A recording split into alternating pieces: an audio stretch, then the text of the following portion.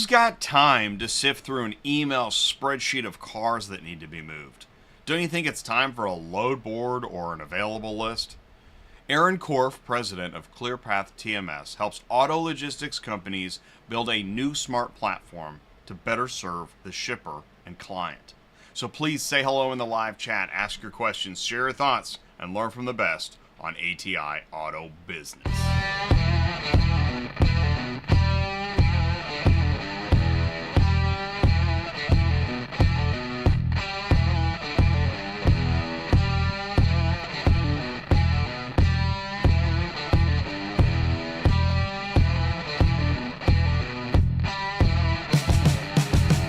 What's up, ecosystem? Welcome back to Industry Logistics on ATI Auto Business, where everyone learns more about the automotive industry. We're talking about load boards and stuff today. You know that, here, let's bring in Sue. Can you see me and hear me okay? Yes. No. It's going to be a no. Okay. Okay, good. So I'm always talking about this, right? Like, how many times have you heard me say, why are you sending out emails of spreadsheets and stuff to drivers going down the road? They're not supposed to be texting anyways. How are you supposed to sift through an email spreadsheet of loads? I don't get it. It's 2024. It is time to have an electronic available list, you know, for your company, for your loads. You don't have to build out an app and a spaceship and all this stuff. Just move forward in life and technology. Even if it's just a web page, I don't care what it is. Just make it something that, because there's that too. If you send out an email spreadsheet, how do I know what's still available? There you go. I mean, I don't get it. But I raise things all the time that don't make sense. So I'm used to it. So yeah, send me your spreadsheet. I'd love to see it. Can't wait. So what's what we're doing today? We're bringing in Aaron Korff. Aaron Korff is going to be... Now, I created that monologue and bit. Okay. Right. He's the president of a company that builds load boards. So sorry, Aaron, if I roped you in a little further than you planned. Aaron Korff is the president of ClearPath TMS. He's on LinkedIn. Connect with him. Talk to him. And that's why OEMs love ClearPath. ClearPath is, you know, there's a lot of guys and apps and ideas. Aaron is actually very experienced, very knowledgeable, very organized, and not saying he's better, you know, than your cousins, brothers, sisters, whoever. But he really is great, runs a great company, and he's just shared this today, too. I say great post. I like statistics. Vehicles delivered in 2024. Look at this. And it gives you, it looks like most vehicles are delivered between 9 a.m. and 1. Yeah. Thank you, ClearPath. I mean, that makes sense. Which actually, I'm going to really drive this home. This makes my point. Because carriers are busy delivering. They don't have time to read your spreadsheet. And by the time they do, it's what? It's at least 3 o'clock. Right. What's available on your spreadsheet? I don't know. Should I call? How about if I send you a fax? Please send me new spreadsheet. Yeah. It's good times. We're talking about load boards all the time. This is the show for that. And so this, thank you. I got to the Carvana load board. Okay. This is a screenshot of the Carvana load board as of the other day. Right. Is that all the loads? Now, I think this is the screenshot of the driver's loads. Right. But nonetheless, it represents right. It represents the concept of an online load board rather than a spreadsheet. Right? With clickables and, you know, all that fancy internet stuff. And pretty, you know, it's not like this is fancy. No. But it works. It does the job. That's another thing. If you've got a spreadsheet in your email, how do you then, you know, the driver's in their cab, you know, and they got mustard down their face because they're so stressed out and they're trying to get through this email. And then they've got to like get the dispatcher on the line and the mustard and, hey, did you see on page 6 of the spreadsheet? I mean, that makes no sense at all. I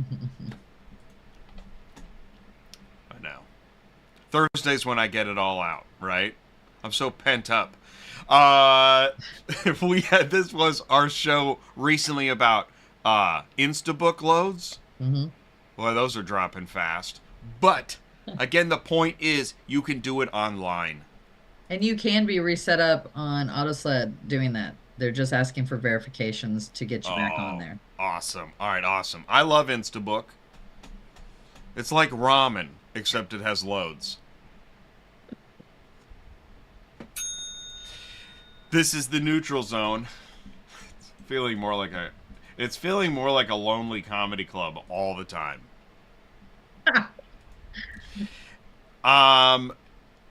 Hey guys, you're welcome. You're welcome.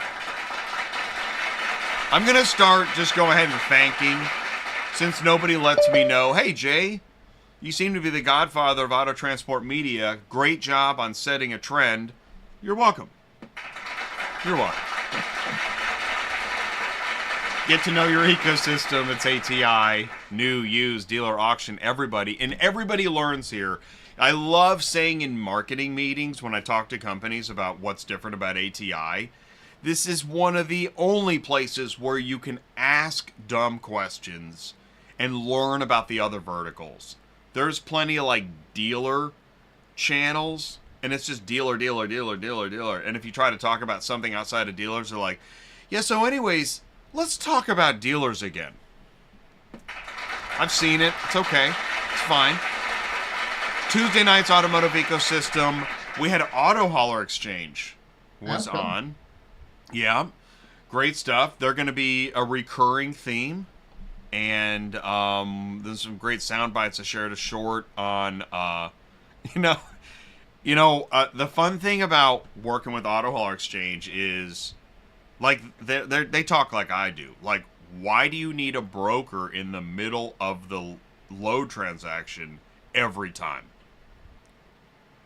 Sometimes I want to go to the drive-thru. Why do I need to? The drive-thru's closed. I gotta go inside. I gotta talk to the cashier. Or better yet, hey man, why do I need to sit at the table and then tip somebody that I really don't want to tip? Can I just get my food?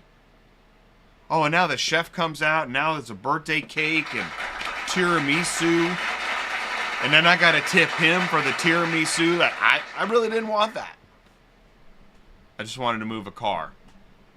And somehow ended up inside of an analogy of a restaurant. It's Thursdays. It's Industry Logistics. Vendorflow show last week. I thought it was pretty interesting. It was. This is a large idea, right? Because it's...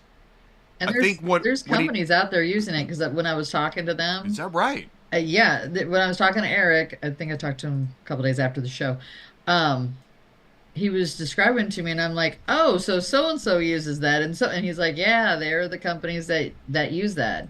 So, can I say a name? Is that okay?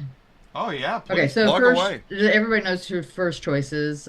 Misty and all them, they're great. They're a fantastic company to work for. Anyways, I always wondered why I would send a text. I'm thinking I'm texting Misty, and then somebody else would answer. Well, that's because they all get the text. Whoever answers first, they're going to answer you right away. So that's what Vendorflow is you're all answering. You may be answering, the way I'm understanding it, you may be answering on your own phone, but it's all a centralized text for everybody in the office. So it's really cool. That is a brilliant example of what he's talking about. Yes. Yeah, because that is, and so if you have like a disjointed, especially, man, if everybody's working remote, oh my gosh. And anybody can catch the football at any time. Right. And just continue running it down the field. Well, that's awesome. Yeah. And I'm sure the driver really could benefit from that. Yeah, drivers, shippers, customers, yeah. Well, that's interesting. Like when you call a dealership, you assume the dealership is ready to help you, like everybody in the place. You would think, yeah. No. You want to think that. Yeah, you No, want to think exactly. that. That is not And the so case. if you can make it appear that your entire organization is ready at any time, oh my God, yeah. That's awesome. Boy, I don't think they thought about getting a hold of dealerships, but that would be fantastic. It really Well, would. shoot. Well, And on top of it, you know what the thing about it is, yeah. it also keeps everybody in check Well, it does. in a way. You know Right. what I There mean? you go. You get that right? Make sure everybody's Yeah. acting the right way, You talking to know, people the Jay right hasn't way. answered a text in like a month. Where is he? Yeah, exactly. So true. And you know, oh, and I want to say this too. I don't know how to get the word out on this. When these shows, when we have a guest, I think I need to do better in my marketing. In that, like when we have a guest, that's not the only part of the show. We still do Jay and Sue stand up for the first 30 minutes. And a few minutes afterwards, usually. Because I think some people are like, oh, well, I don't, you know, that, I don't need that, so I'm skipping the show. Well, you're going to miss the memo and the videos and the trucks and all this, you know. And any But other pertinent information you might get on whatever's happening right. currently. And in fact, so, Mark did send out the first the ATI carrier email. Oh, did he? Went out, I think, Monday? Okay, to Or everybody. last week? Yeah, did you have any luck? I don't know. You know, it's like anything else. It's just so crowded out there. There's so many. Hey, what's up, YouTube and LinkedIn? It's so crowded. There's so many options. Right now, you have like 50 options Wow. of what to tune into and get inspired by. You know, you could be having friends over and you need to get the next hottest salsa. There's a lot of choices. So thank you for choosing ATI. We appreciate it. We just lost a viewer. Okay, so we also had, speaking of AutoHaul Exchange and booking loads, Jake was on the show. And I say, you know, for any company that has a load board, that has loads, that has technology, continue to reappear and talk. It's not a one-hit deal. And that goes for, I mean, that really goes for everybody. You know, education, awareness, and onboarding is an ongoing process. And I love to feature, here we go, bid and book. Who doesn't love these buttons? These are like the best buttons in the world. I finally got my guy signed up, was it last week? And I took a couple Bid and trucks book. from him. Yeah. And then, now don't keep in mind, you need to download, I think it's called the Macro app, but it's not to use Macro Point? Yeah, it's not to use it for the load. It's for them to track you. And if you don't use that, it's a $50 deduction from your fee. Not a big deal. I know everybody's gonna freak out, but it's not a big deal. Tracking. And you just mark on there that you picked up or not picked up, that you've arrived, I think is what it says on the app. I've arrived at pickup, and you've arrived at delivery. Is it weird to you that we're still talking about tracking like it's a debate? I don't think people even realize that when they drive down the road that there are cameras watching everything we do. Seriously? It's absolutely true. There are cameras everywhere. On top of it, your phone knows everything you're saying. every commercial building you pass might have a camera, probably has a camera. Yeah. Every residence you drive by probably has a camera. And then you've got street light cameras and satellites and Elon Musk. There are cameras everywhere. Cameras on your car. And then let's go to the cell phone. Every personal device you have is pinging towers nonstop, even if you turn it off. That's right. Uh-oh, God, really? Yeah. Even if you turn it off. So you're being tracked all the time, constantly. And the shipper is not in touch with the CIA. All right? And if they are, delivering your car is not your biggest problem. Well, I think we're at a day and age that if you're worried about being tracked, there's a problem anyways, because it is happening so often. It's just strange. And right now, there's a dealer going, I don't know what state the car is in. Yeah, exactly. That's all I want to know. I just want to know the state. Okay. Hey, let's do some show me the truck. Okay, so this is a cool, I'm going to minimize. Do you see the screen? This was a great have you heard of Bear Auto Transport and Logistics? Yes, I've hauled for them many times. Yep. Right. They shared this on LinkedIn. I thought, man, this is great. I'm going to leave it up on the screen. Let's talk about this. You got break-even cost per mile for new equipment. You got percentages, price per mile, and what they arrived at was, this is why they say on their, I'm going to go with a 9-car hauler, or is this That's 1, 2. and they're showing a 7. Wow, that's even. But I mean, that's just a picture, okay? Right. You know, pictures. Yeah. Yeah, they do Let's need to give us more info than that. But let's say it's a 9-car hauler, because if it's $350 break even per mile, this is probably a 9-car. That I would This hope. is not a wedge. I hope not. No, it can't be. No, and you know, and again, nobody talks about, if you share this and it's about a wedge, then you get disassociated from by half a society, and you know it's a problem. So it's a 9-car. You're union, right? You're voting for the right president. You dress well. Having said that, Jay added that. Just ignore that part. That was dumb. Okay, percentage-wise, you know, and this is also for if you're a business owner. 31% goes to your driver wage, right? So you're paying a driver, right? So right out of the box, almost a third of your revenue goes to the driver. And the driver's saying, "Why is it only a third?" And that's another conversation for a late night diner somewhere. A third goes to fuel. Shoot, man, what's left?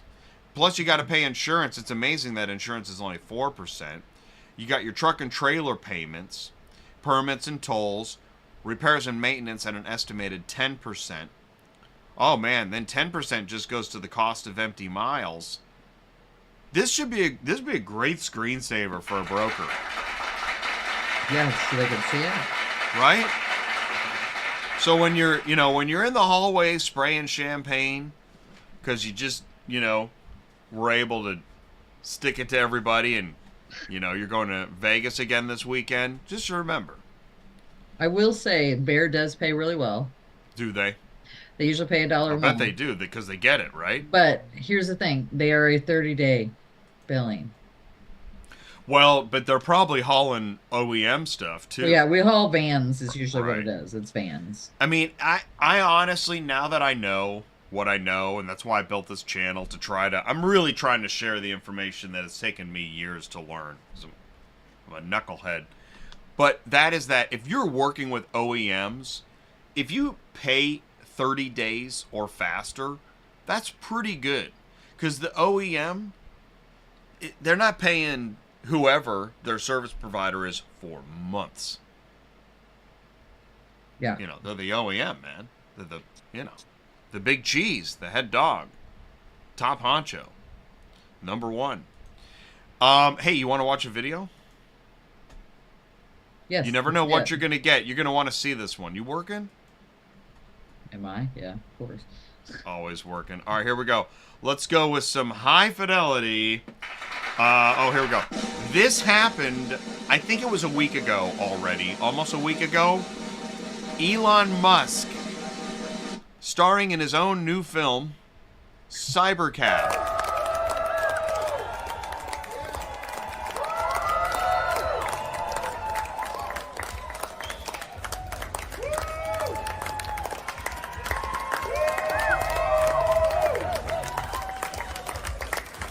Is this the newest car or something? Cybercab. Oh, it's a cab. I got what you're stuck It's a in. car. Yeah, but it's a a cab. Now, this is on the Warner Brothers lot. I've been to Warner Brothers. I've driven a prop truck on the Warner Brothers lot. And yeah, I know, it's really exciting. Let's watch it again. It's so exciting. Okay, but let's get the points. Butterfly doors. That's pretty neat. Yeah. Look at the sheen on that thing. It's kind of like the Cybertruck. Yeah. Which I tell you, I gotta tell you, I like the design. Cybertruck, I'll give them that. I like the design, and it looks like the future. Yeah. And then he's in the passenger seat. He just put his seatbelt on, and it's fully autonomous. Whoa. Yeah. No driver. There's no steering wheel. There's no pedals. It's just a, it's like a photo booth, but it's a car. So that's now happening. Cybercab by Tesla. And then at the party afterwards, I'm going to mute the sound. With arms and legs instead of a robot with... I guess his robots. Have you heard of the Optimus robot? It's funny that it's called Optimus because in Transformers, the bad robot is Optimus Prime. So that's good. But these robots will serve you, play games. The Cybercab's about 30 grand. The robots are about 30 grand. I don't know if it's just coincidence, but you can get your own. You're going to be able to get your own robot at home. The Tesla Optimus Lord. That's like robot. the movie iRobot. Yeah. Now I read that they did have they were operated by remote control in the demo. So it's still in demo phase. So, you won't see one of these on CSI Miami like next week. You might, though. Actually, that'd be a great Law and Order. Yeah, my robot killed me and then drove off in my Cybercab. Okay. I know that's not funny, but it's kind of funny.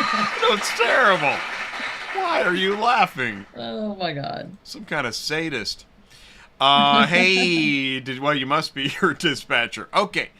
And, RPM has an update. Did you send me this? Possibly. Right? Sure. Perfect answer. I don't know, maybe. I send them to you. Right? Which means, dear RPM, how many people opened this? It's an email. I get it. Listen, I get it. You got to get the information to the people. And you haven't made a deal yet with ATI. So, hopefully people open emails and read stuff. I don't know. But Jay at ATI does, and so we're going to do that now. But again, if you receive this email, if anybody saw this and opened it, let me know. I'm curious. I'm taking a poll. RPM important update. Quality alerts for carriers. What is quality alerts for carriers? What do you think this is about? It's about new cars, OEMs is what it's All like. right. Oh, okay, good. You got it. All right, good. All right, so, and there were 3 attachments. See, that's another thing. You got to click on, can you see? Yeah, you can see the attachments there, yeah.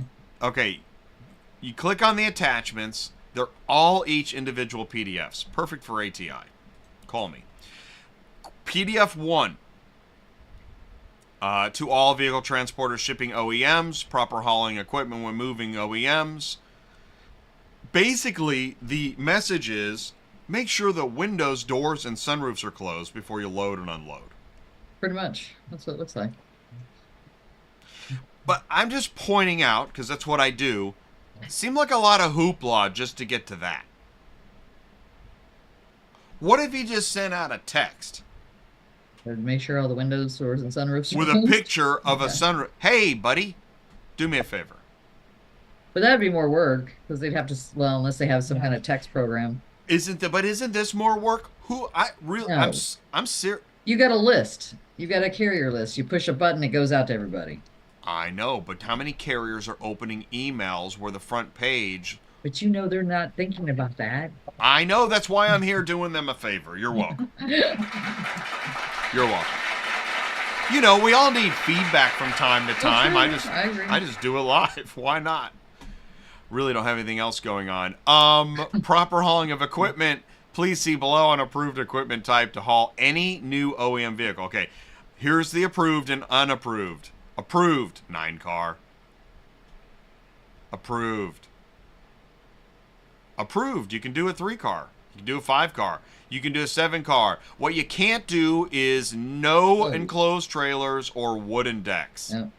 Now, the enclosed surprised me. Maybe, but I don't know. Right? Maybe because you can't carry enough? I don't know. Well, but there's enclosed carriers that do 9 cars, so I don't know. I don't know why you can't do enclosed. Wooden deck, yeah, I get that. Yeah, totally get that. Yeah, come on, man. And then you got to have straps over every tire. That's another one. Well, and that's normal, but most people don't know that. Well, you're welcome. And you're welcome. Okay, I get that binging. told a lot by drivers that they only have to have 3 straps, and I'm like, no, that's incorrect. It is 4. Yep, one for each wheel. But we understand, man. If you lost a strap or whatever, I get Right. it. Get somewhere. Get a strap. Right. Well, most of those are at all the. Okay, and then here's the other one: proper loading for 3-car. And this is so funny. I mean, me and Brian basically made a show out of how we doing, right? That top load, that's a how we doing load, where you're not. That's not proper weight distribution. You're going to tip. I mean, this isn't bad though, really. There's a lot of drivers that do not know that. Oh, I know. No, I know. Well, I mean, another reason honestly, why this isn't a one take. You could literally share this every week. I really I almost think I need to put this on my package. I know. Except some drivers might be insulted by it. And that's another reason, RPM, why really is that I like these graphics. I think they're great. I think these graphics are great. They're easy to understand. Yeah. Dude, you may not even know any language and you still understand this photo. Pictures are true. Yeah, Very it's true. great. And the thing is, but here's what it doesn't tell you. See, the reason why is because when you turn sharply on a ramp at 65 miles an hour, you're going down. I have a video of one of my drivers going up. It's coming going over. down the ramp or up the ramp, and he literally flipped over on his side. He took That's the video when while it was this turns into a problem. Yeah. And it's not even that. If you turn at, let's say you're at a light, at a 4-way stop, right? If you turn too much, it will tip you over. I've had that happen 3 or 4 times. And we know that time is money. If you're going down the street or whatever, I get it. Right. It's it's tough. And this is why I don't think carriers even have time to get to page 3 PDF of this email. They're so stressed out. We want your beef, man. Hey. Tell us what you want to talk about. We want to talk about it too. For example, this was a YouTube comment. If a carrier has a newer 8 or 9 car hauler, it's because they've been in business a few years. But if they have a new Dodge 3500 and a new 3-4 car wedge, it's a sign they have not been in business very long. Just good point chiming in. It's not like it's a secret. Carriers know. Carriers can tell what other carriers might be new. And there it is. Okay, final story. Emissions tampering costs auto parts firm $10 million in fines. Why are you sharing this, Jay? Because tampering with the EPA stuff and the emissions, everybody knows you shouldn't do it. And this just is a reminder of what can happen. Rudy's Performance Parts illegally sold emissions defeat devices. Right now, somebody's like, man, I love Rudy's. Well, you did. The owner of the North Carolina Automotive Parts Company has pleaded guilty and agreed to pay $10 million in criminal fines and penalties for manufacturing, selling, and installing emission defeat devices on motor vehicles. Rudolph, the sole owner and CEO of Rudy's, he previously pleaded guilty to conspiring to violate the Clean Air Act by tampering with monitoring devices on approximately 300 diesel trucks. This is no small operation. And, I get it. Emissions is a pain. For too many years, companies like Rudy's have installed illegal defeat devices. Court documents reveal that, check this out, this guy built a business. In total, Rudy's sold approximately 43,900 imitation tuners, generating about $33 million in revenue. Big business. So it's not just a couple trucks. Hey, so now, did you hear from Octavius? Yeah, I did. Oh, great. You still looking for a carrier? I still am, yes. Yeah, okay, great. All right, so if you need a dispatcher, contact Sue. For those listening to the podcast, 417-273-0021. You can email her, murphyautotransport31@yahoo.com. I think there was another guy looking for a dispatcher, and it makes sense. I mean, even though dispatchers get a bad name, when you have a good one, you realize what you've got. I mean, it's once you build that relationship, you realize, man, you can really do a lot more. All the guys that I worked for, John, Larry, Don, oh man, it's just been a while. I mean, I felt really bad when I got out of dispatching. They were like, what are we supposed to do now, Jay? Man, you can do it. You can do it, but I'll try to find you somebody. And I was trying to give them a referral to somebody. They weren't really happy with that person. It is tough because you become an integral part of, the guys you work with, right? Probably can't imagine not having you do what you do. So well, it's the same way because you're used to working with them every single day. They're like a part of your family almost. So. Right. Well, there is that too, and then as a dispatcher, you have to keep I tried to keep boundaries. Let's not spend too much time. Right. You do have to have personal those. stuff. You have to do that. Yes. But it is after a while, more than the wife. Really? Yeah. That's probably true. Honey, is that true?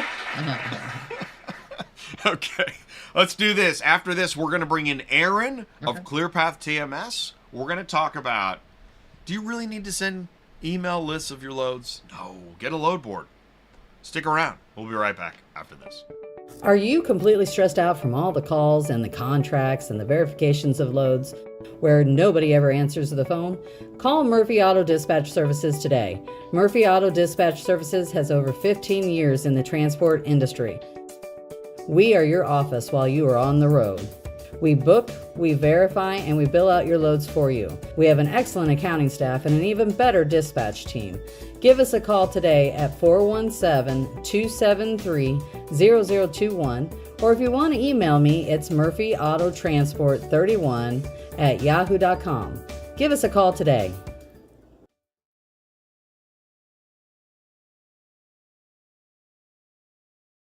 All right, we need to brainstorm for this commercial. How do we show our audience that we're the best auto transport platform in the industry? Oh, we need to show them our dispatch manager. Optimizing routes has never been easier. We should definitely show them our EDI management screen. Managing contracts is simple with ClearPath's EDI toolkit. Who doesn't want to work with the big manufacturers? These are all great ideas, but we need to highlight what makes us special.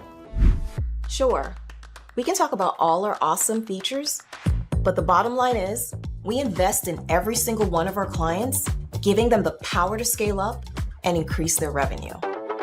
That's perfect.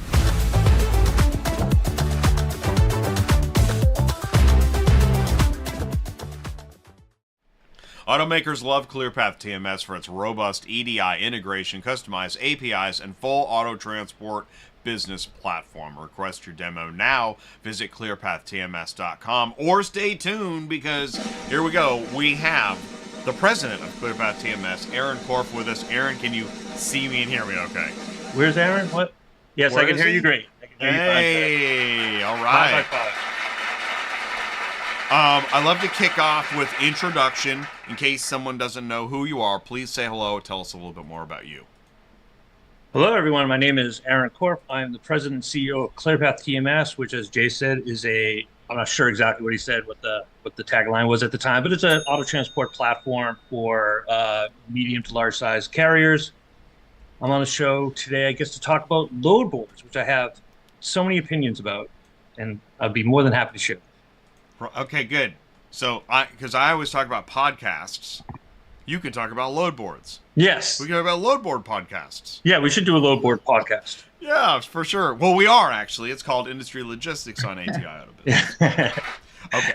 So, all right. Have you heard me say? I'm going to go with no, but have you heard me say that? I'm always saying, if you're a broker and you're emailing lists of loads to carriers, why are you doing that? Now, I understand why, but why are you still doing that? It's been years. Yeah. You don't know of others' webpage stuff? Well, I mean, I guess the question would be, are they only doing I think if you're only doing that, you're doing something wrong. I think it's okay to do that, especially if you have a network of carriers that you rely on. You want to give them kind of first look before you post it on a load board, for instance. That's an appropriate part of an overall strategy. Sending emails. We all send emails, texts, calls, sometimes all three. Sometimes you're posting something on LinkedIn. So, so it just really depends what the best communication channel is at the time. But with logistics, and you have to get it out as quickly as possible, you might hit multiple of those channels at once. So in that scenario, I think an email is not an evil thing. But if that's all you're doing, yeah, you probably need to upgrade your strategy. And I'm willing to go further. I think the companies that are emailing their spreadsheets of lists of loads are only doing emails of spreadsheets of lists of loads. Companies that have load boards and available lists, I don't think do that. Because why? What would you need to do that for?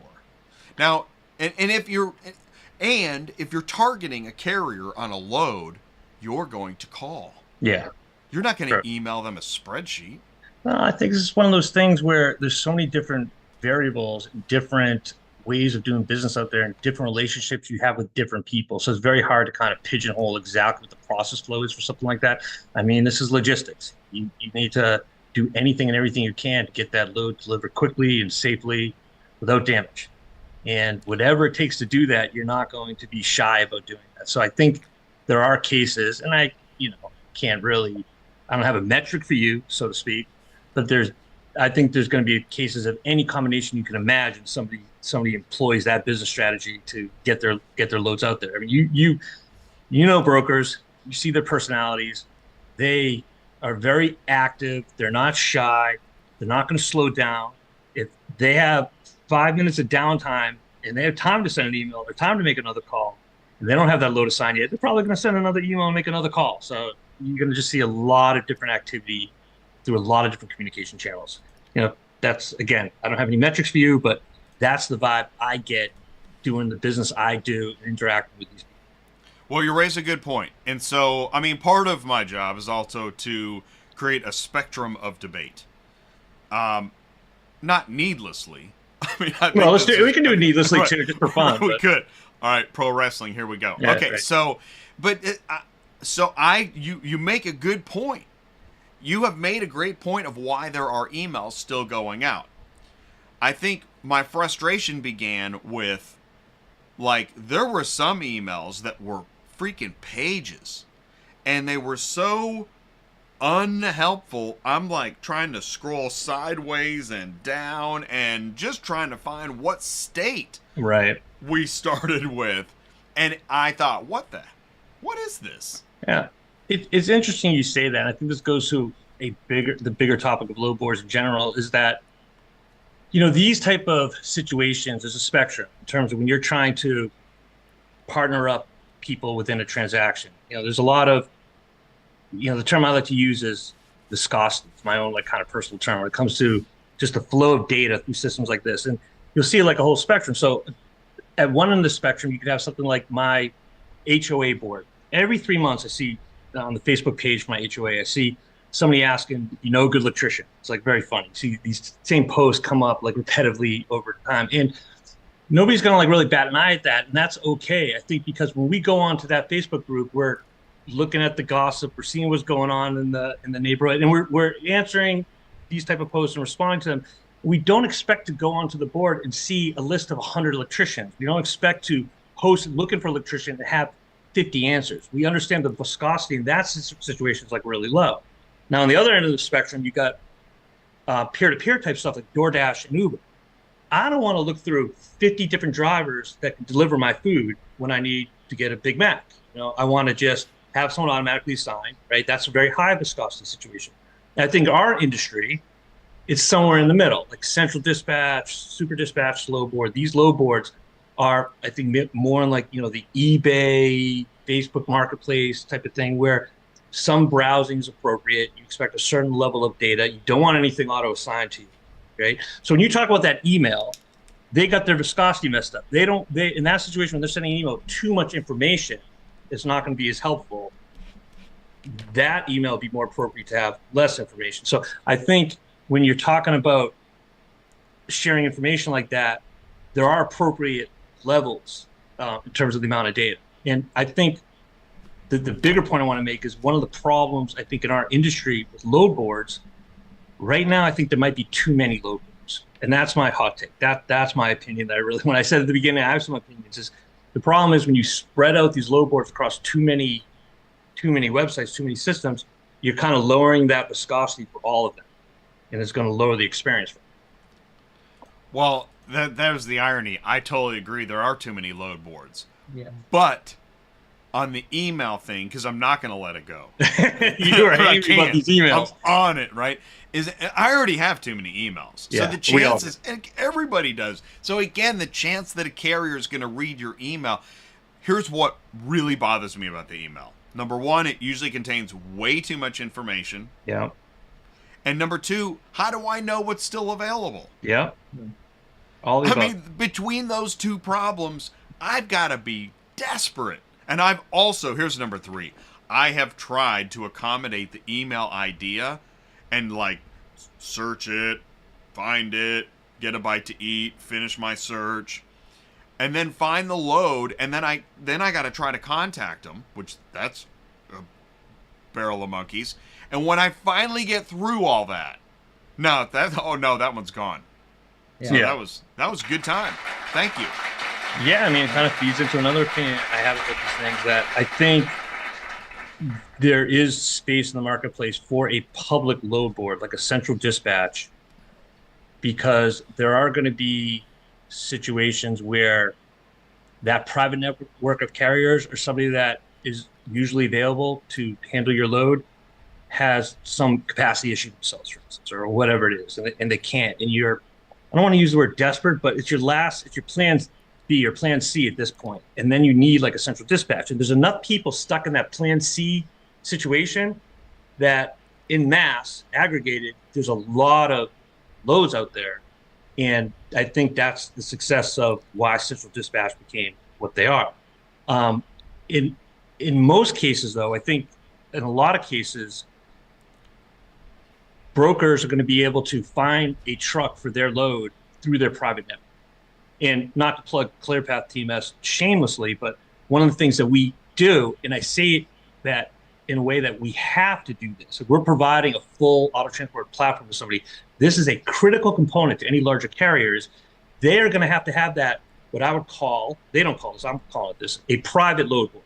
So we have load boards for our various customers. USAL has one, SEC has one, No Boundaries has one, and many more. That's with their carriers, their third-party network, that go in there, see what loads are available, get loads, etc. They're not a public load board like Central Dispatch, but they operate much in the same way. And I think in terms of a healthy flow of loads, that is the way that tends to work best. I think a lot of people would agree, again, another hot take, that the quality of some of the carriers and some of the loads in Central Dispatch are not the top notch of the industry all the time. And I think that's a result of these loads, and these carriers sometimes are in plan C situations. Somebody expected a load, they didn't, they're dead ending, whatever the situation is, and they're plan C, not plan A, not plan B, they're plan C to get a load. They'll kind of take anything without a lot of margin. And those are the type of loads and the type of situations that you see a lot of times on Central Dispatch. When it comes to like our private network load boards that we provide for our carriers, these are generally a higher quality level. Right. Okay, so I'm with you 100%. So I think that, and so setting aside too many load boards, any company moving loads is probably, let's go to CRM, is electronically entering information, so it becomes an order that is electronic data versus a notepad, right? Oh, hey, Jimmy. Yeah, you want to move a car? Yeah. I'm not doing this anymore. Am I still doing it this way? No. That can't be right. No, and that's Right? definitely a big value of any load board, is the fact that you're exchanging data electronically. across the broker, the primary and the sub hauler. It's funny, we have the plateau system that does that after the fact. So the exchange has already been worked out. And sometimes they'll just be like, you're getting these 100 cars. You can even, from the outside, work with our carrier to build those loads for your trucks, whatever it is. And then all that passing back and forth of the inspections, the BOLs and all this stuff does happen electronically. The difference with like Essential or these other load boards is the hookup is the first step. So it's a very important component, obviously, and that is a huge add value. I mean, I don't think anyone's going to make the argument of it's better to fax or scan an email a BOL than it is to do something online in a more automated fashion. So there we are. So we're online. We all agree to that.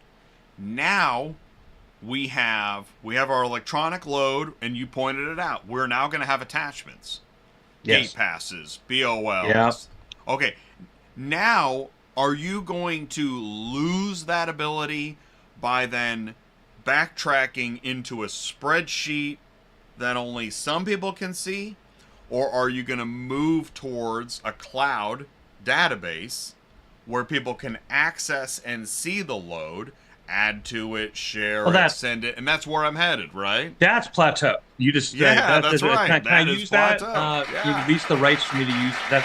If you actually go to ClearPath TMS, I think we definitely have a video on the ClearPath TMS YouTube page. You can see our plateau video. It basically describes that process. It's a nice little animation of like how it all works. But the idea is when you're exchanging this load electronically, everybody's being updated with statuses. Everyone has access to the BOLs. Everyone has access to the information. So the whole workflow is shared in the cloud, so to speak. Not even so to speak. It's very definitively shared in the cloud. Just shared the live link, and I misspelled it the first time, which is just, geez. How could you, Jay? Plateau. I'm never gonna let you. I know. And we're gonna go to the live chat here in a minute, but I'm on this, and I'm not letting it go. All right, I got a big one.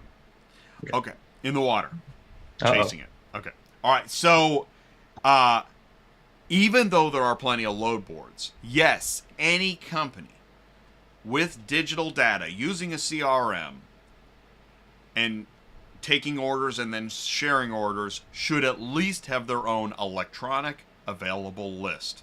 Mark Grodicke, thank you, Mark, in the live chat. Mark Grodicke of Superflow Systems calls it an available list.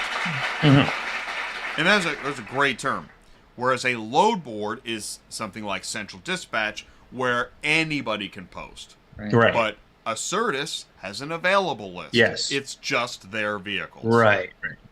Exactly. If you're a broker carrier, whatever it is, and you are going to be taking orders from a client and then having someone else fulfill those orders, you need at least an available list that and updates. Not just an email. Exactly. That stays up to date. Yeah. That was there. Voila.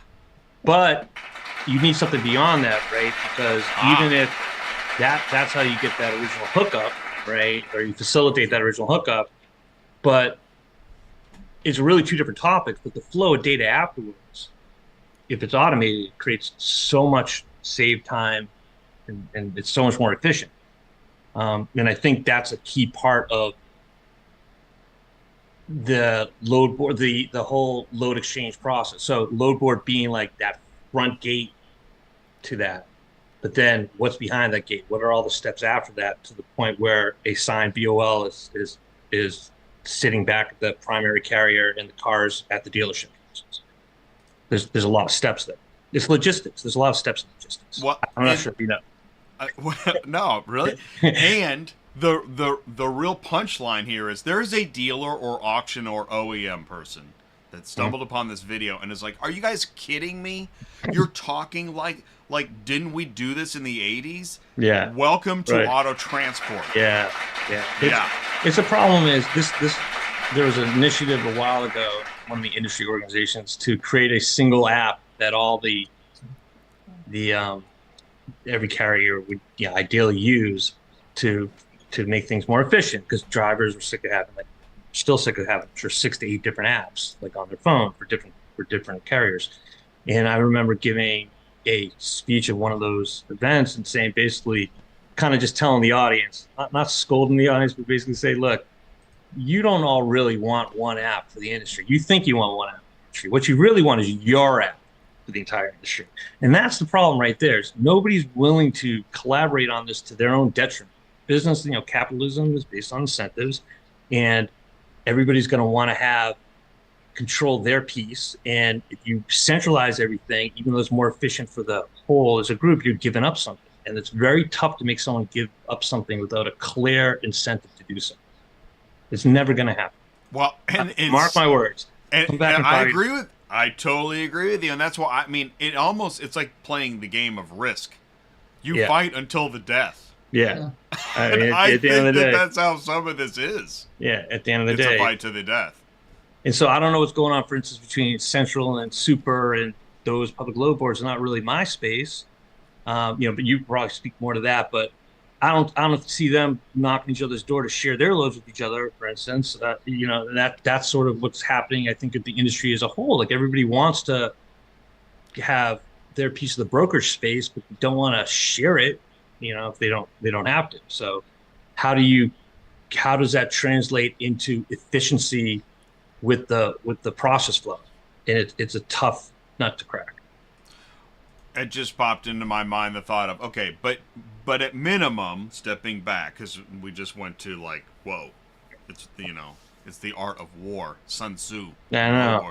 The Sun Tzu load board. Didn't take us long to jump right to that, right? So, but at minimum, you still want to continue the digitized order through the process where certainly, it could be sent to an app. Certainly, whatever. There might be 50 of these, but each one of those 50 in their own little fiefdom should try to make it work as best as possible between that primary carrier in the sub-haul. Yeah. So what I want to ask you, and because I think now somebody somewhere is like, oh my God, you're right. I got to stop sending all these emails.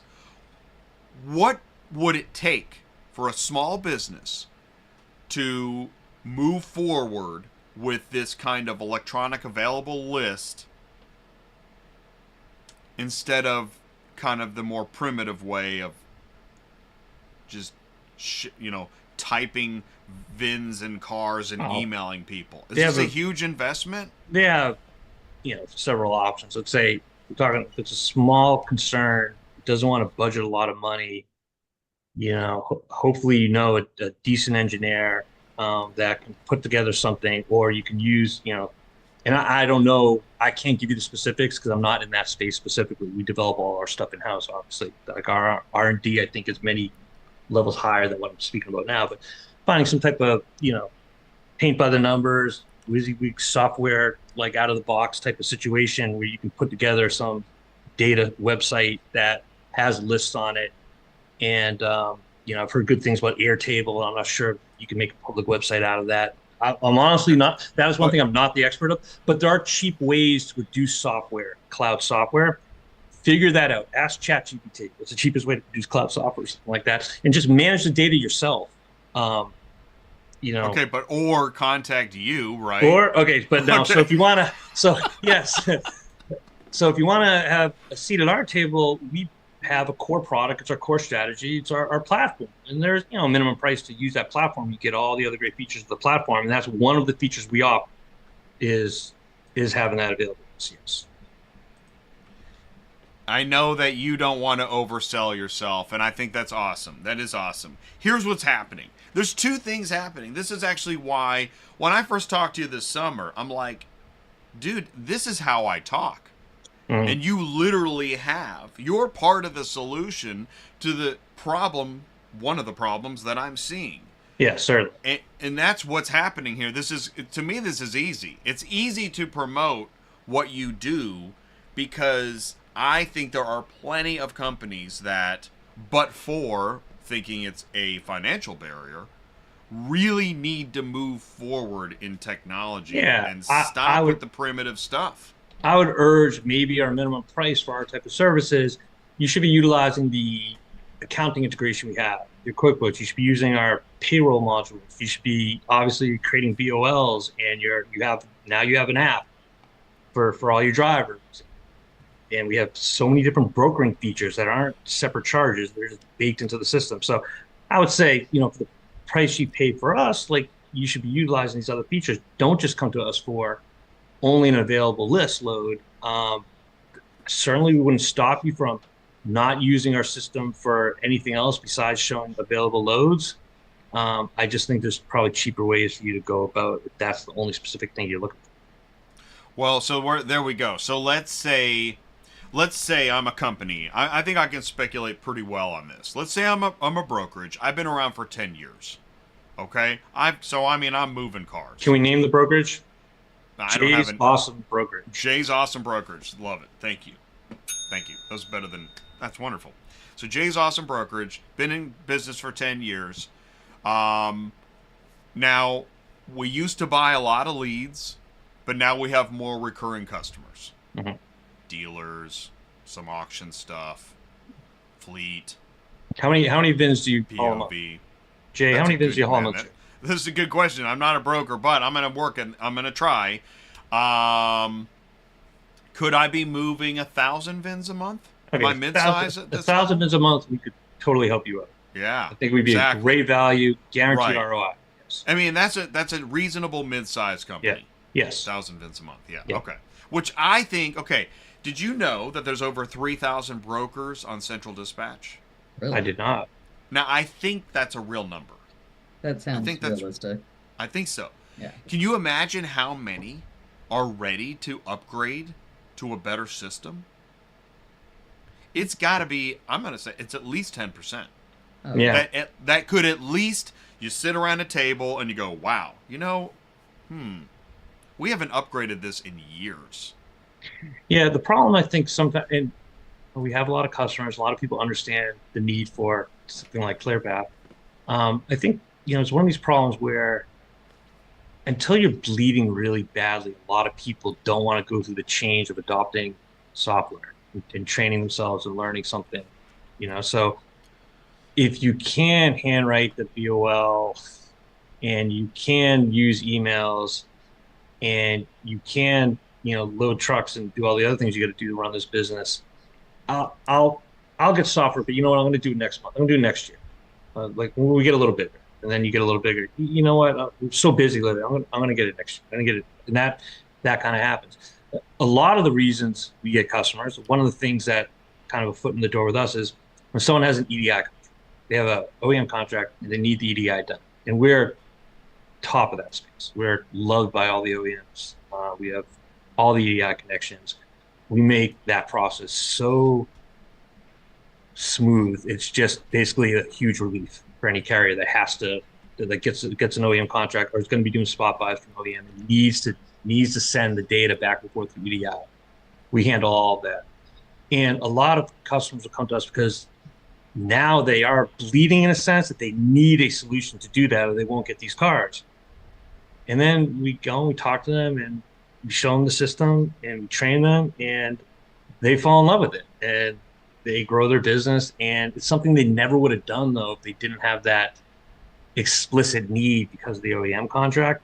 Now, this can also be there are other vendors having a terrible time integrating with QuickBooks. They have multiple companies, they have a brokerage and a transport, and their software provider is just not hooking it correctly up to their various QuickBooks systems or something like that. So like they come to us. Or they're having a payroll issue where they could pay their drivers through QuickBooks, but they have a somewhat sophisticated commission structure that they want implemented automatically, and they can't get it done with their payroll software. So they come to us.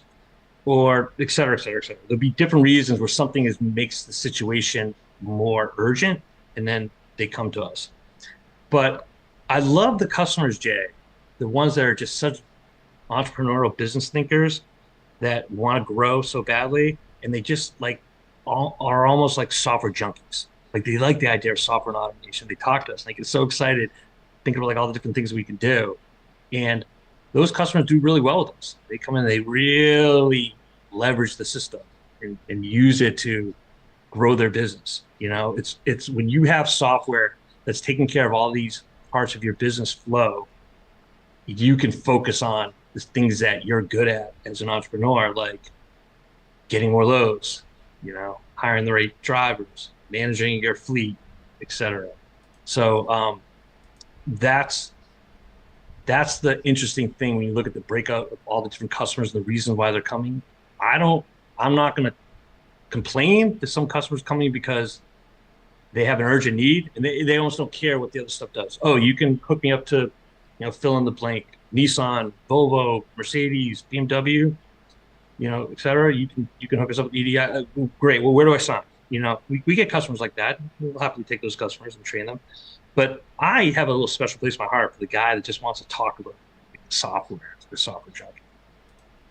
Well, I think that more and more software and media junkies, if the owner isn't one, or their brother or sister, they're hoping one of the kids is a software or media junkie. Yeah. That's Speaking just of media nature. junkies, did you see my sit down with Dean Pearson and Marty Watts? Because you know we've been doing that. I saw that you did one with Marty Watts, but I didn't see it. How did that go?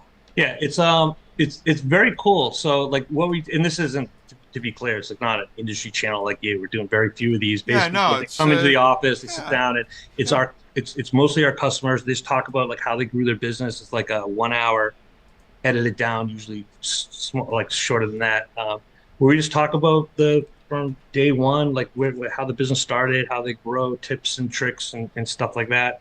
But it just reminded me of that because you say like nowadays, I think that entrepreneurial element is really important. It's always been important, obviously, with business, but that media element is becoming more and more important. And oh my gosh, you've been ahead of the curve on that. But like even a guy like me that never thought about doing any media, has kind of shied away from posting on social media. It's just part of everyday life.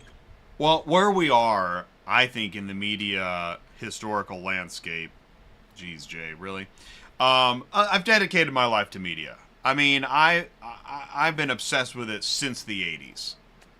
And for some people, that's like... Is this your first channel? What was your first introduction? Like, what was the first thing you did for real, like when it comes to media? Well, the first thing I did for real would have been... I made a short film in college. Really? Yeah. About what? Yeah, it was... it was kind of Seinfeldian. I don't think I'd seen Seinfeld at that time, but it was this weird love story between there's a couple on a picnic, and then there's a couple where there's this like, you know, madman and he's taken a hostage, and they swap they cross each other's paths and swap storylines to now the girl that was on a picnic with a boring guy has fallen in love with the psychopath. And that sounds interesting. Yeah, and it was really kind of silly. It was just silly. How old were you when you did this? 20-something. I don't know. But here's what was neat about it, and this is what showed promise, is that it was heavy on soundtrack. And the soundtrack, I was able to harness emotion of what was happening through the soundtrack, but it was fun too. It was just this really weird, wacky film. It's called Gun Kisser. Did you use professional actors in it? No, they were my friends. It was college. It was a film class. And here's what the other thing that it did is it kicked off this whole, like, then all my friends took this film class and everybody started making films and having their friends in the films. And it was neat. It was just this neat moment. This was at Virginia Tech. This is 1993. Wow.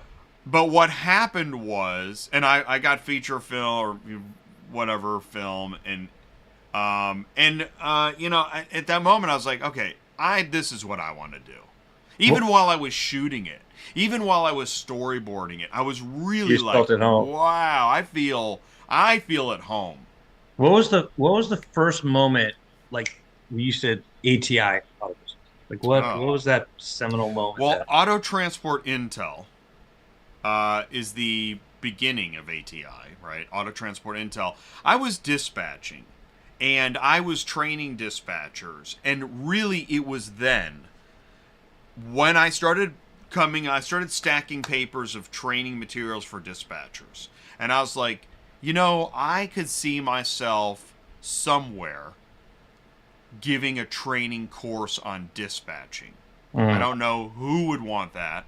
I don't know why they would want it, but I think I'd be good at it. And what happened is then that turned into, oh, well, that should be pretty much my first big video series. And I started getting frustrated with brokers. Okay? You need to talk about this. So I created a stupid web page called, like, I can't remember. It was a stack of messed up cars, like, on fire or whatever. And I called myself this, you know, pizza delivery auto transport. That's what it was. And I created this fake web page for a fake brokerage called Pizza Delivery Auto Transport, where you can be our steaming hot VIP. And this is how far back I've been frustrated by the VIP. I probably got off the phone trying to book a VIP load and thought, F this, man. This is stupid. This can't be real. So I created my own fake brokerage. So between this fake brokerage idea and then the dispatcher training series, I wrote and then made a short video called The Transport Guy. So, which is it's a pretty good little so short. So Transport Guy, just a bunch of like hot takes, and that's just 60-second of a guy going to the door of a lady to pick up her car. And she's very frustrated with him. It is very representative of what a resident feels when some sweaty guy shows up at the door, like, to pick up the car. Like, has your attitude changed since you started? Since back, like the feeling you had back then, like has that changed? Are you still changed? Yeah. Oh man, have you evolved? I've changed a lot. I mean, you know, I think that this industry is still just as crazy. Which just blows me away. I didn't foresee that. I also think I'm already kind of cynical, but the amount of companies and people that ignore that we really need to, I mean, it's the Wild West. It's full of gunslingers and bandits, and I think it's always going to be that way. And that I didn't expect. I thought it would get better. Yeah. Sue. So 20 years ago, when I started, I would tell you it's way different. It was way easier, low key. I mean, everybody answered the phones back then. I mean, we only used central dispatch. That's all there was. Right. So you could call and get a load. And I will say that Metrogistics, which used to be called McNutt, was probably the biggest people on that load board. And the only crazy stuff I had happen probably back in the day was just like weird stuff where the people wanted to send their kids in the truck with my driver. But I mean, it wasn't the actual loads themselves. Like, you know, I was just learning the business then too, but I don't remember it being as difficult as it is now. Let's put it that way. Getting a load, getting people to answer the phone, to verify the vehicles. It's more fractured. You feel like it's more fractured. So it got worse. Yes. All right. And I must have I got in 2013. Yeah. And that must be, I don't know. It must have been nicer. Because I think it's super, here's the problem too. Like the way I talk doesn't match the way society wants to talk and act. It's how we really are. But that's not what we do. On LinkedIn, it's all bullshit now. Everybody's just lying to each other. And everyone's got their social media page. I can't stand it, actually. I can't stand the way everybody's so two-faced. And that's horrible, too. Listen, I know people are nice. You know, people are generally good people. You have them over. I think Stu's nice and I'm nice. But in business, they're cutthroat. Oh, that's one of the earliest lessons I learned. In the software industry, one of the earliest lessons I learned is there's a lot of nice people, but it doesn't matter. 20% of that people will just stab you from behind and steal your lunch. That's going to be enough. Especially people that you thought were your friend or whatever. Yeah. Oh my! It's just, and I think so we all learn to just be guarded and play the game. Yeah. And that's what's happened. The automotive industry is chock full of that. Yeah. And but it doesn't. But it pretends that it's. It just drives me nuts. You know, It's psychologically, awful. Jay, I think I'm learning something about myself, listening to you and Sue as well, is that I do think our customers tend to be we have a lot of carriers that have contracts, family businesses, have been around for a while. You're generally going to have at least 7, 8, 9, 10 trucks when you use ClearPath TMS. And I think I've been able to avoid some of that fractured sort of dog-eat-dog kind of world of the, central dispatch hustling for the loads, like constantly singing for your supper sort of experience. Because when you have a contract, the margins are a lot lower. This goes without saying, the margins are a lot lower. The volume's higher, and it's a little more stable. You ask a carrier that does contracts, they might have a different opinion in terms of stable, because it's still a tough anything. It's very competitive. You'll lose your contract to another carrier sometimes, and that sort of thing. So it's not. I'm not trying to say it's easy, but I think I've always kind of gravitated towards that side of the business. I started with a snowbird company. ClearPath was originally I have two companies, my wife and I. It's ClearPath TMS and another company called Vascular Technologies, which is similar size to ClearPath, and it does a lot of different software projects for different companies. It's basically a software development firm. And we picked up, just happenstance, a snowbird company back in 2000, did a snowbird specific system for them, put it up on our website, got another snowbird company, got another small transport company. And it wasn't until about the fourth or fifth system that we said, you know what, we should probably make one system here and just sell it as a system. That's kind of how ClearPath was born. So I've definitely seen that side of the business. I've definitely worked with, like private vehicle moves and stuff like that. And we do have customers that do that. We have a lot of customers. Some of them are in that space, and it's a tough vibe. I know what you're talking about. It is well. So and I feel like I'm obligated to remind. I think people in general are pretty nice. Yeah. It's when they act like a company that they turn really dark. Well, money's on the line. People get stressed. Yeah. Well, that clearly is the case, which is why I then, like a communist, say, gee, capitalism's really working out well. Okay. Now, I shouldn't talk like that, but I'm running an experiment now where I just don't really, I care, but I'm just going to say the truth. Yeah. I made that decision. Okay, so now I got you in the mood. I don't have some big company and all this stuff. What's your biggest hot take? What's your most controversial hot take now that I got you in the mood? My most controversial hot take? Yeah. And I just want to say, well, let me think about that. I just want to say this. Because I've been running this experiment so long, some people that I think I had conflict with have come around to say, oh, okay, Jay, I get it. You're just being the same person that you are in life and in business on a consistent plane, which we're not used to. Yeah, transparency. I get People, it, right? I'm actually trying to be a literal transparent human being. Yeah. I don't have a whole lot left. So the biggest hot take. What does that mean? The most controversial one of all the ones that you might say, the one you're like 50-50, I should even say this.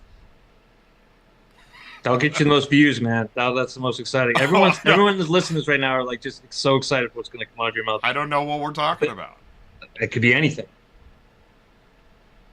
All right, if you can't think of you, I don't have anything for you. Yeah. I'm going to do an election. I mean, like I don't talk about. So okay, I don't talk. There's, and I guess maybe this is the answer. There's some things I don't talk about. You want to talk politics? Because this is so. While I treat it like a comedy club or whatever that means, the reason why I even say that I treat it like a comedy club is because I believe in, I'll have meetings with companies, and I had one last week, and I said, I could see by the guy's face, he's like, what the hell's going on? I said, listen, I apologize. I talk like this in real life, Zoom meeting life, or whatever, because I've stopped, I don't think you're that different bad. faces. I know some characters then, because I don't think you're that bad. There's some I agree with you. Exactly. Some people are violent. They sound like out of nature. Sopranos. Right. There's a few people I'm a little scared about. Like, we joke. I'm not violent. Yeah. I'm not. No. I'm just opinionated. Yeah. But there are business meetings, you know this. There are some business meetings, here's your hot take stuff. There's some business meetings you can't literally act like yourself. You have to be this version of this amalgam of business and stuff. And I try not to really buy into that. And I'll explain, listen, I want to help you make a great show, great content, not some boring webinar nobody wants to be a part of. We already have that. Yeah. We got a lot of that. I agree. You don't want to make that. That's why I wanted your hot take. Well, so that's my hot take, is that when you talk, there are too many podcasts. You hear me say that. But let me also add to this. Well, here's why I say that. There was a company podcast that announced itself as a industry channel to change. I know what you're lives. talking about. Oh, of course you do. And I'm not hiding it. And that pissed me off because that's more bullshit. I don't think that it's a company podcast. I don't think they're around it. I don't think that podcast is around it. It's dying faster than of course it's dying. Yeah. Many of their other experiments kind of died over time. Yeah. Listen, man, stop trying to be Madonna and reinventing yourself for the next album. Well, you know why that happens. Be who you are. You know that it happens. I find there are companies in this There, industry. I said it. There's your hot take. Here's my hot take. This is a hotter hot take than your hot take. I think we should compete on hot takes. My hot take is there are companies, that very problem you said, stop trying to be Madonna, compete on everything, is venture capitalist money. There's companies in our industry that's venture capitalist funding, and there's a demand, rightfully so, by these investors to innovate. When you innovate too fast and too urgently, you know that saying, the triad, good, fast, cheap, pick two. If you try to do everything too fast and keep the expenses down, it's gonna come out like low quality. I mean, you're gonna have a lot of problems, a lot of failures. Now, you could say I have 9 failures, but the 10th one succeeded. That's smart business. I'm not judging anyone's business, but the problem is when you're involved in one of those 9 failures, the company might be great for the company that the 10th one succeeds, and overall they might sell for $1 billion, but you might get hurt if you're involved in one of those 9 that fail, and that's not really part of their calculus. So you see something new and you're like, 90% chance that's going to be one of those. Why am I getting myself worked up for that? Or you know what I mean? So that I see a lot in all industries, to be fair.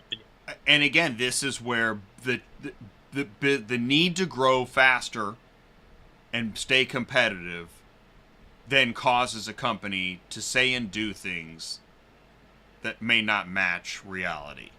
And this is where Kool-Aid comes from. Yeah. Yeah. I agree. That's one of the things who I say this to mostly is employee candidates that we're interviewing. I'll say, look, with ClearPath, you get to work for a company that has a startup feel, because we're on the smaller side, doing a lot of R&D, innovating, but it's so stable. It's so much more stable than a startup because we've been around for many years. We grow consistently every year. We have no debt, good cash flow. My wife and I own it 100%. We're in no rush to come up with something that's like a hair-brained idea just because we have to innovate something. We let the market tell us what's next, and we'll mess with some stuff. We're literally messing with quantum algorithms like right now.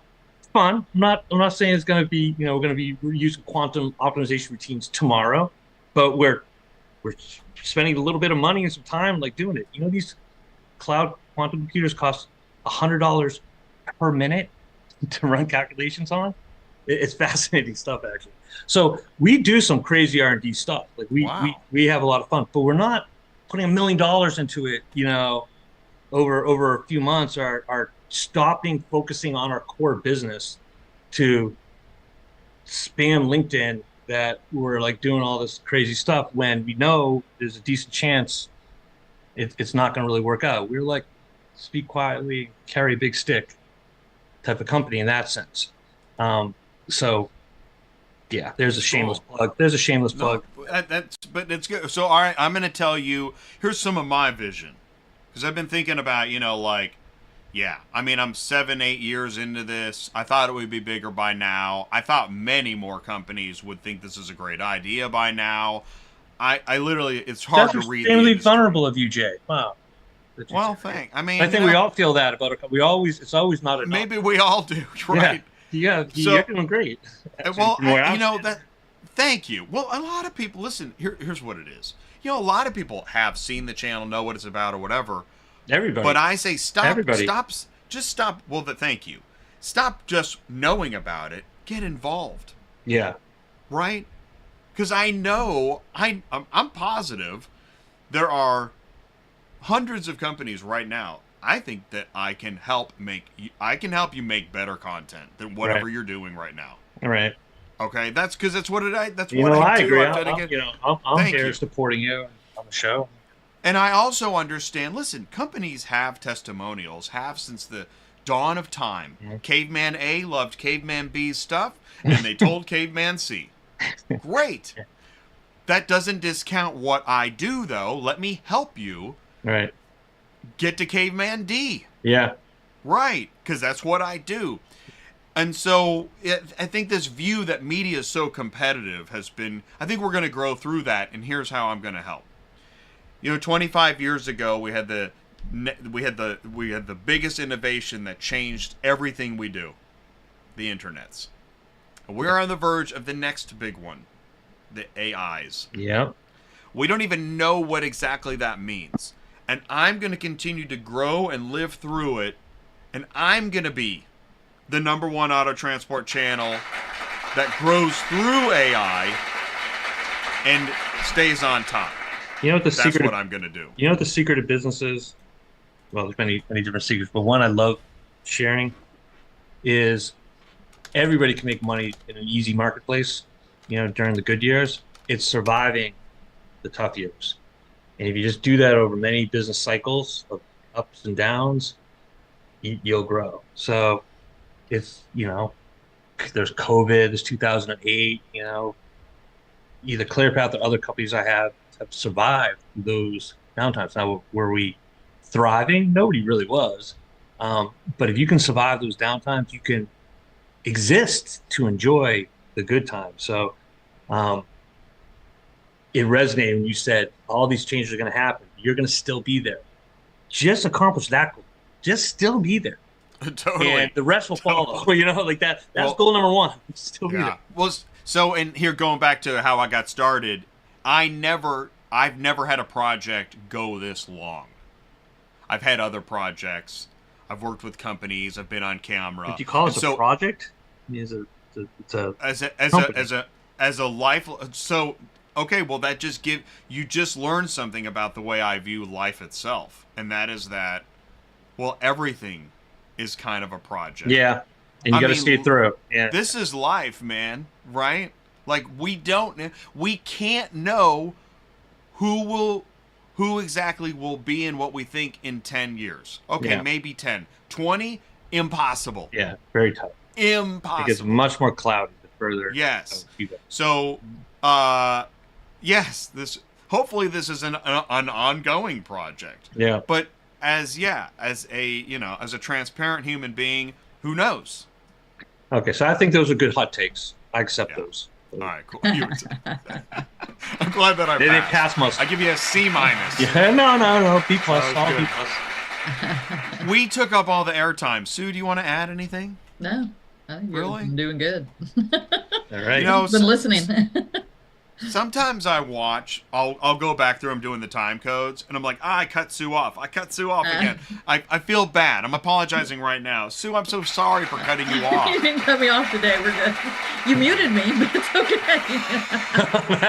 That's a different level of cutting someone off. You see what I did there? Well, muting for background noise, I get it. So. Somebody put in the live chat one time, can you mute Sue? Oh, really? Thanks. I was like, oh my God, that's awesome.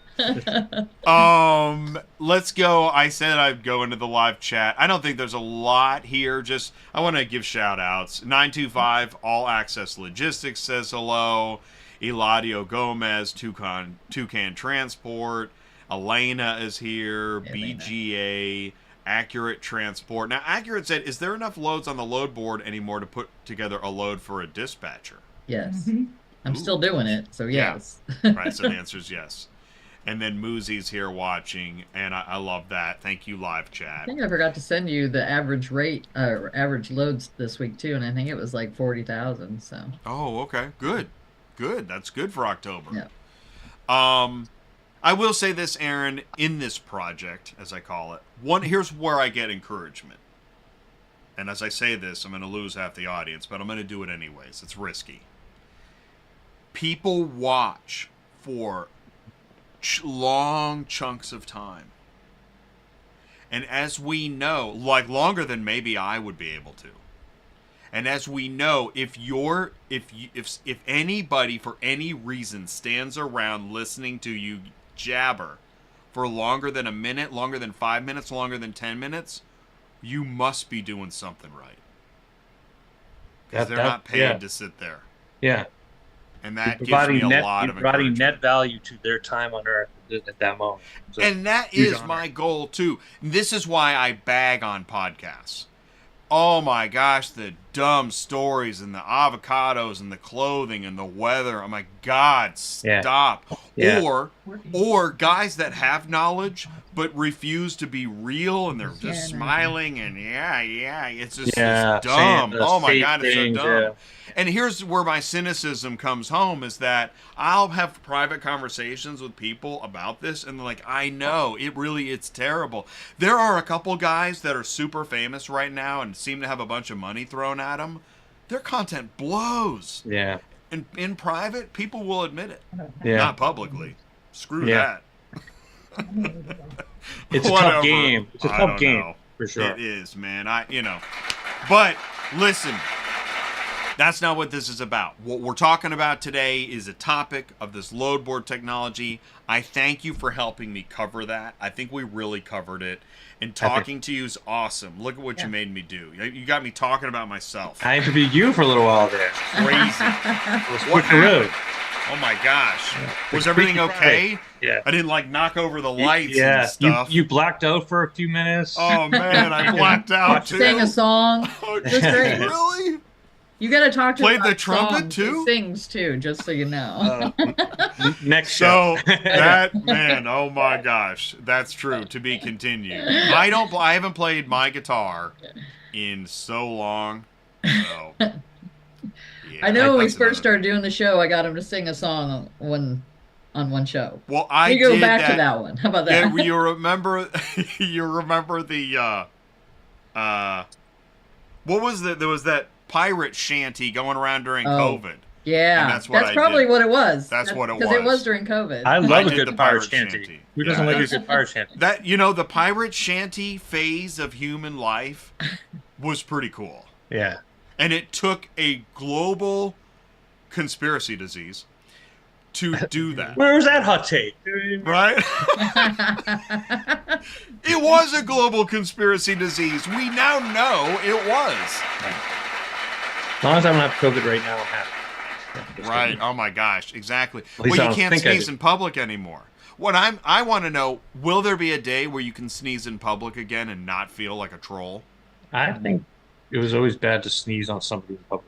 True. Yeah, but you still Before could. COVID. They didn't scoot you out of the store. Yeah. You do it now and Security people comes drop up. their cantaloupes. Yeah. Oh my god. Okay, we got to get out of here. Yeah. Oh, it's 1:29. All right, Aaron, thank you so much, man. We'll be in Jay, touch. Stu, it's a pleasure as always. See ya. All right, take care. All right. All right, see you, buddy. Bye. All right, so well, that was a full show. I knew it was going to be a good one. Yeah. Aaron is he's a human being and a business professional. That's who I'm looking for. Right. Yeah, that's who I'm looking for. And we're going to have more. I mean, there are some good shows on the horizon. We've got, okay, so there's a show coming up. Mm-hmm. I've got a meeting on Monday but it's about fraud and its pervasiveness in the industry. Oh, good. Yeah, I got a phone. I've gotten a couple phone calls. I don't want to tease it up too much. I'm afraid it'll cancel. I don't think it'll cancel at this point. So Tuesday night, October 29th, is about fraud in auto transport, and there's gonna be a couple folks on there that are from like big companies. Really? Tell them their stories.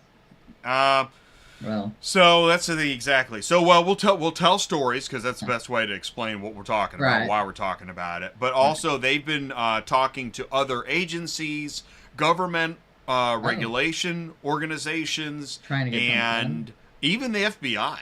Wow. Now the FBI is not going to be on the show. Damn it. Because they're already watching.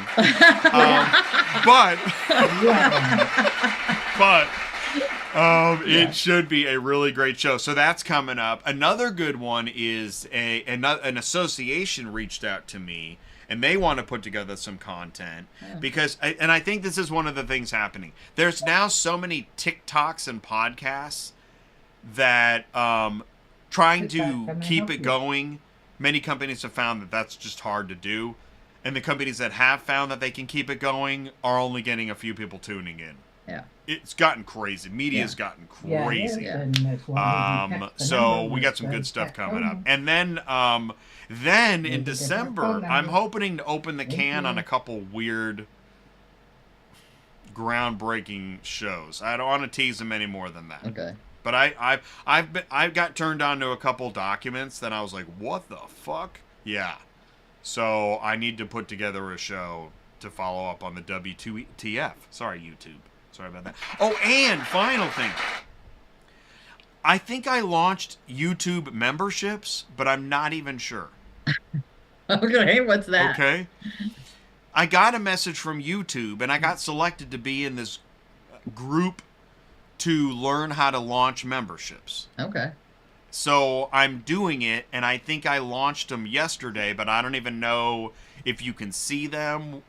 I don't know. So does it send out emails, or does it just show it online? I think it just shows it, like, so if you go to ATI Auto Business on YouTube, but see, it's my channel, so I don't think I can see it, but yeah, let me go look. I think either below the video or on the channel, it says, like, join, and you can be a member. Let me go look. Do you want to share the screen and go to the site? Yeah, that's fine. Yeah, and I got approved. So I'm launching a new ATI membership. You gotta allow me. Yeah, I can't do that.